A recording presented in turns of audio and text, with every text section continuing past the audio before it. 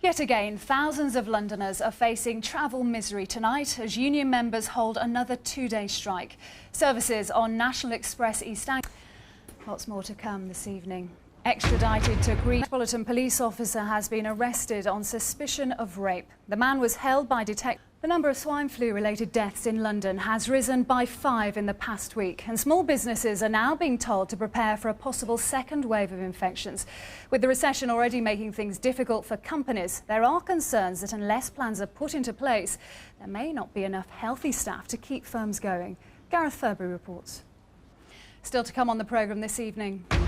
Now, these are the sort of pictures you'd expect to take on holiday, or at least out in the countryside. In fact, they were all captured in and around London's rivers and canals.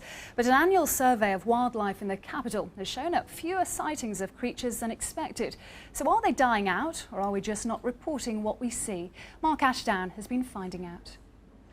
Now, do you recognise him? He's a master of illusion and hypnosis, but his talents don't end there. Darren Brown actually painted this portrait of himself, along with many more, and his first public exhibition goes on display today.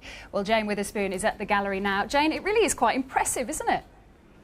Fulham's Craven Cottage stages European football tonight. Roy Hodgson's team led Lithuanian side FK Vetra 3-0. Back to our top story about today's train strike, and you've been emailing us on whether such action should be banned. I've got a few of them in front of me here. Barry from Romford said, "You can't take away people's right to strike. It's a basic human right." John from Wilston got in touch. He's very much against the strike. He says, of course they should be stopped from striking. The RMT cannot be allowed to hold London to ransom every time they feel like it. Another email here against the strike. Richard says, I am a teacher and we are unlikely to get a pay rise this year. Do you see us all striking for 4 or even 6 days?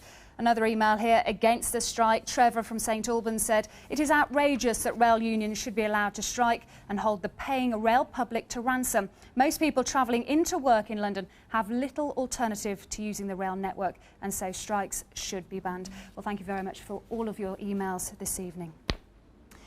Tonight's headlines. The Bank of England is to inject... Well, that's it. We'll be back with the very latest during the 10 o'clock news. But for now, from everyone on the BBC London team, have a lovely evening. Goodbye.